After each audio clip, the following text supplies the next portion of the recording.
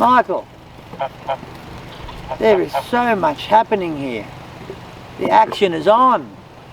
I've got to show you, what's going on.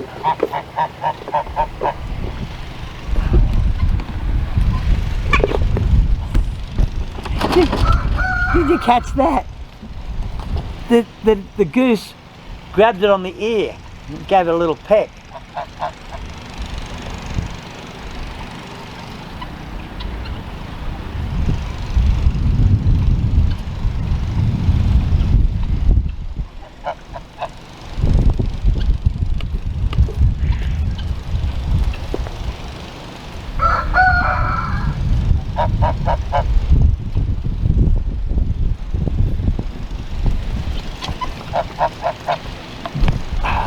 That's animals going underneath the tripod. They love that lick. It's a mineral lick.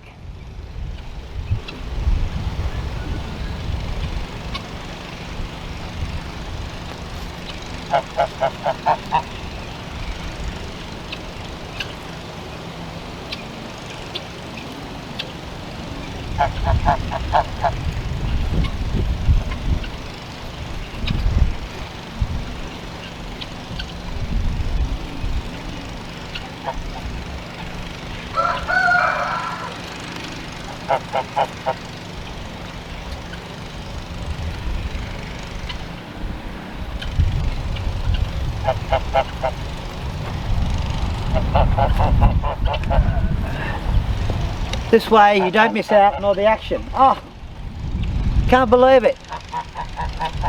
I moved over here. Oh, you come back, come on. Come here. Come here. Come on. Come on. It's just out of camera range. Come on.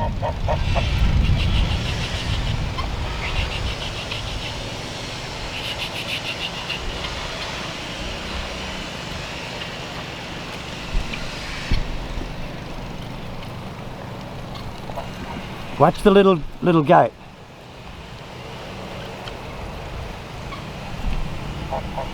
That's a goat chewing on the tripod.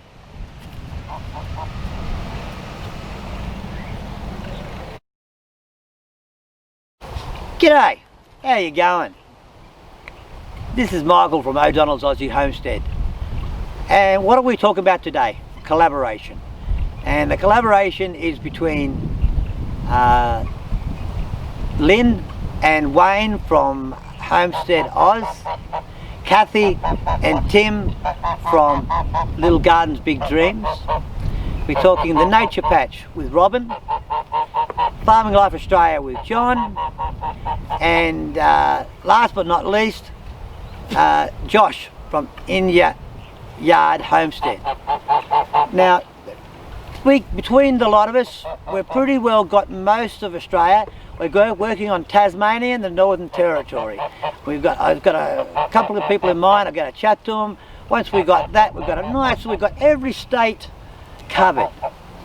Yeah, and it's all about collaboration. That's what we're doing here today, collaboration. Now this is where it got a bit risque. We got a little email from John, and John said to us, "This is a thing." I thought, what's he on about here? He said, "I want to do a collaboration," and the collaboration is about does size really matter? And I thought, maybe you should ask my wife that, not me. But then it all became apparent. He wasn't talking about, you know, that personal. He was talking about, thank you, he was talking about the collaboration of properties. And does the size of your property, is that a problem with you? Now, for instance, if you've got a small property, do you really want a big property? What made you get the property you've got?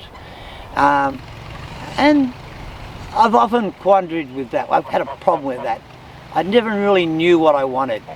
I started out years ago, back when I was about in the 20s. I had 14 acres in the local area here, near the Central Coast. And it was okay, but flat, just a block of land, no character really. I put a couple of ponds on it. One of the little kids is playing with the tripod again. Yeah, and it was okay. I never really thought about fish at that point. Then when I was about 35, father and I bought a property in Coonabarabran. And Coonabarabran is basically from where we are now, it's about 400 kilometres away, north-west, near Dubbo. And it was a pretty nice place. It was about, I had 2 properties up there, actually about 11 parcels of land, and 12 if you count the one up in the Warren Bungles, and it took up nearly 6,000 acres. Of that 6,000 acres, I would suggest there was probably about 1,000 acres cleared. I got my dozer and with a stick rake, and I started pushing it up, and I made it so I was close to half cleared. And I put dams on the property. It only had little puddles before, had a lot of springs, and there was 2 creeks going through it that fed into the major rivers, and they were okay. But when it was in drought, all there was just a trickle, you know. So what I'm trying to say here is, it was too much. When I was young, 35, 40, I was just sniffing the tripod again. It was fine. I was up there a lot clearing it, but I wasn't a permanent farmer. I was a city farmer, which meant to me is I lived down here, made me crust down here, and just went up there for come over here, girl. This one's a nice one, very friendly. Yeah, I just turned around and I just got up there on the long weekends, school holidays, and spent time on there. And so I didn't have it full time. It was too much. So I ended up selling it about 5 years ago. Now, was it 5 years ago? Oh, I'm not sure now. We'll put it this way. Yes, it was about 5 years ago. I sold it, and then I said, that's it. Left all my welding gear and everything on the property. Didn't care, because I said, I'm never doing this again. I walked away. Then about a year later, thinking, I wouldn't mind a couple of acres. And this place come up, and it was really run down. I will put a video out on that. So I went out and got this property. It was only 7.5 acres. And as you see, I've got a little dam on there now, or a little pond on there now, and done a few things like that. And now, is it satisfactory? We always want more. This has about 3.5 to 4 acres of my called farmland. The rest is sheds and houses, and I like it. I've got enough to put gardens on. I can run animals, and I'm under running at the moment. I've got less goats than I could use on this property. I could go back to having a few more cows again. Yeah, I know, sweetheart. And I could do a few things like that if I wanted to. And so it's pretty good. But the property next door to me, it has a few assets I like. He actually sold it recently. A bloke sold it, and another bloke bought it. And what I love about it is just the trees on the property line. Because I've got virtually no trees on my property, it's all on the property line. And it's beautiful. It's got turpentines, and it's got gum trees, it's got a lot of bush right next to me. So I get used to it. I'm just gonna pan you round, and you can see what I'm talking about. I mean, just look at that. And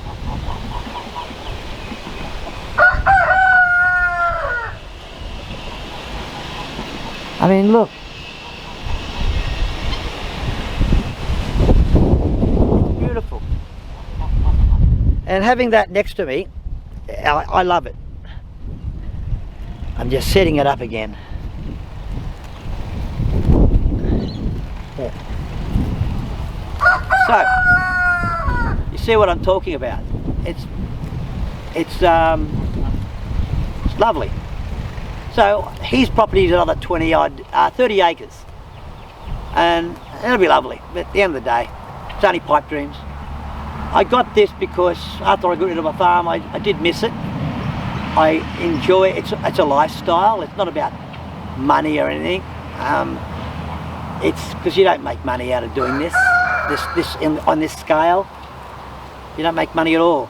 It's more about just nice looking after animals and raising animals and trying to grow a little bit of crops and grow fruit trees, even though it drives you crazy. You know, like even these things here, even like they got character. People say, "Oh, why do you have sheep? Why don't you have sheep instead of these fellas? They're better for mowing and all that, and less trouble." Yeah, but they die easy. Goats, yeah, but they got character. They got character. They're all individuals. Sheep, nah, they're just boring. But look at just the way they carry on, especially the young ones. Yeah, I love it. Love this. I don't know, I think the others will come up with a similar thinking to me. Yeah, like there's a goat now sniffing the tripod and hanging around it. Eventually she's going to knock it over. But yeah, they're like people, these things. Each one's different. Even my big one here, big-eyed, beautiful thing. This thing here is part Dorper. It's a crazy friggin' sheep.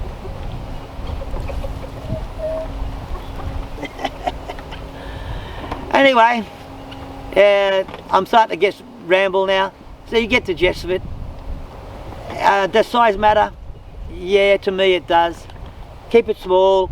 You can manage it. I can keep working on this to the day I die and never fully improve it. There's always something to do on a farm, and once you've done all the things you think you need to do, you find other things to do. People say, "Oh, you're going to run out of things to put on a vlog." No. Not while you've got animals and characters and all that. Okay. Just like that, cheese went straight under. Why did you do that, girl?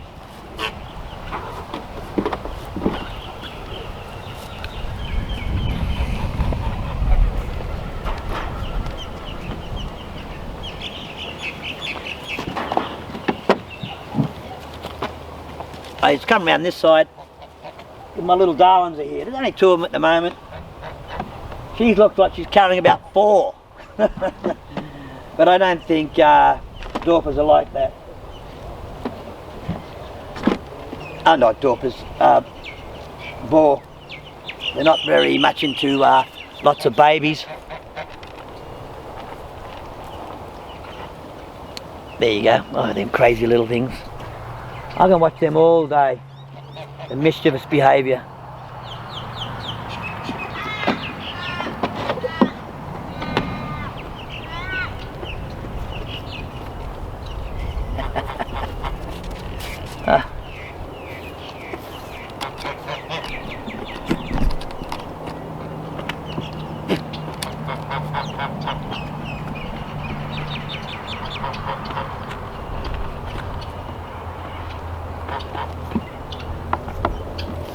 That's the one that rammed them the other day. That one there, I'm pretty sure. Yeah. She's very pretty, isn't she? Anyway, if you like what you're seeing, give it the big thumbs up. Please subscribe and ring that notification bell. And if you get the opportunity, tell a few friends. And by the way, down the bottom in the description, I'm going to put the links to all my friends. And honestly, there's a lot of things happening. Personally, in size, you see, just for the sake of it, have a look at Robin, which is the nature patch, and Kathy and Tim. They only have house blocks, and the amount of vegetables and stuff they produce, amazing. So size to me doesn't matter there. Lynn and Wayne, they've got about 120 acres, another size property, and what they're doing there is a different sort of thing, a different scale. Then you've got John, he's got a full working farm, and the man, it's pretty impressive what he still does. He's got a real working farm, and he's doing well out of it. And then the likes of Josh, now he's the one I'm really, I shouldn't say that, I got a real thing for what he does. He's the story on how he's found his latest property, to me, is a miracle. Not a miracle. It's, you believe in karma or things are meant to happen. His story, I shouldn't even get into it, it's his story, but just put it this way. You imagine you're looking for a property and you advertise you want to caretake a property, and a bloke comes along and says, yeah, I can, and then they start talking and they find out they're actually cousins. What's the chances? We're talking putting it out for a whole of Australia, and your cousin comes to you not even knowing it's your cousin, and he not knowing you, and he's got the property, and then he finds on the property that he thought was looking after only a house block on it, he says you could have the run of the place, 20,000 acres. Then he finds, well, I shouldn't say too much, I'll give it away, I heard a few things, but put it this way, go over to his channel and have a watch and follow his next adventures. Things that are going to pop up that he's found out about on this property. It's exciting, it's right up what he loves to do. So anyway, you go over and see the rest of them. I highly recommend it, and I'll catch you next time.